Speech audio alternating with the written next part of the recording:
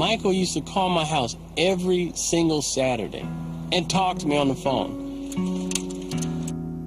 My mom wondered, said, you know, I wonder why he doesn't have many friends his own age, you know.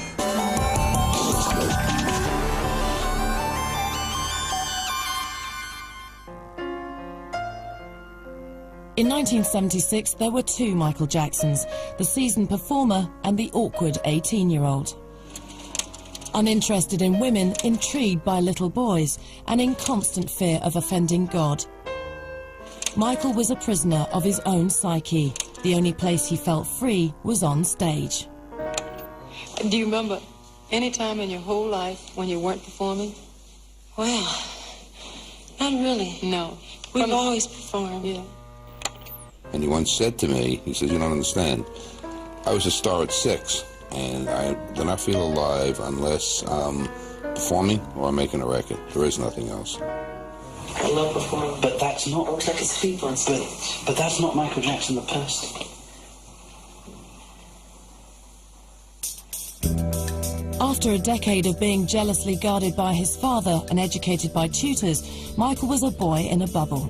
At an age when most young men were thinking of college, he had the mindset of a child.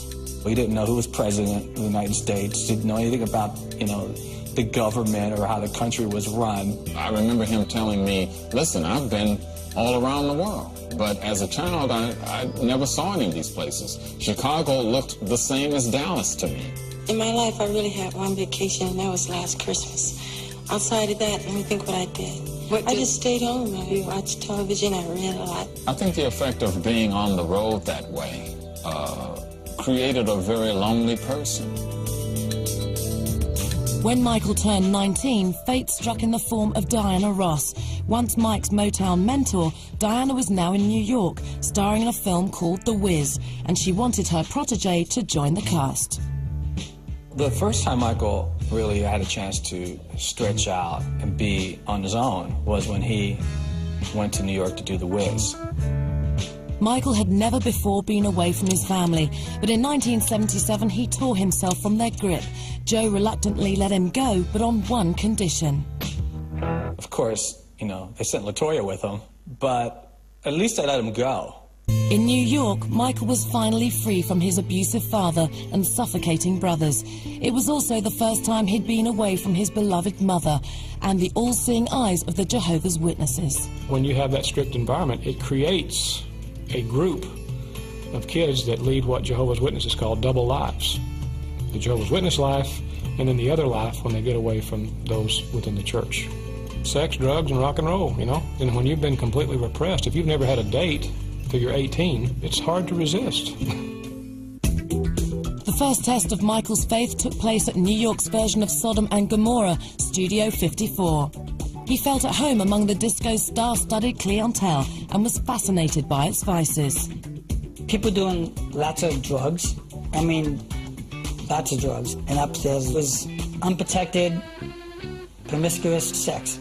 Celebrity photographer Vinny Zafante shadowed Michael during his New York days, but at Studio 54, Vinny never saw Michael partake in the partying. Instead, he liked to watch and gossip with a posse of disco queens. He had Andy Warhol on one side, Liza on the other, Liz Taylor on one side, Betty Ford on the other. But I never saw him upstairs or downstairs. I never saw him with a drink. And everybody has a thing. Everybody's got one. It wasn't his thing. Another temptation Michael encountered in Manhattan was his old friend Teresa Gonçalves, once his shy pen pal, but by 1977 she had come of age. Forget about the 16-year-old in Vegas. He's a young man, I'm a young woman. I'm no longer the virgin he knew. Teresa came to visit Michael in New York, but unlike their arranged date in Las Vegas 4 years earlier, this time 20-year-old Teresa took control. We were just in the room alone, and we were just close enough at that point to kiss, just about to kiss, and LaToya came in the room. When LaToya interrupted Teresa's pass, Michael seemed relieved. The reason gave Teresa an unexpected glimpse into Michael's tortured soul. Michael told Teresa a secret, that a trauma in his past prevented him from sharing himself romantically with anyone. It was no names. It was just not a good time in his life. He wasn't interested in anyone, you know, not anyone. He was just in his own little world. Though Teresa suspected Mike had more to admit, she would never learn the details of his despair. In New York, Michael had a chance to become a different man, but instead of seeking help, his abused inner child seemed to go deeper underground, determined not to let his pain stand in the way of the 20-year-old pop star's success. It was a choice that would haunt Michael's adulthood. A lot of times when children are abused, they separate themselves, they dissociate themselves from themselves.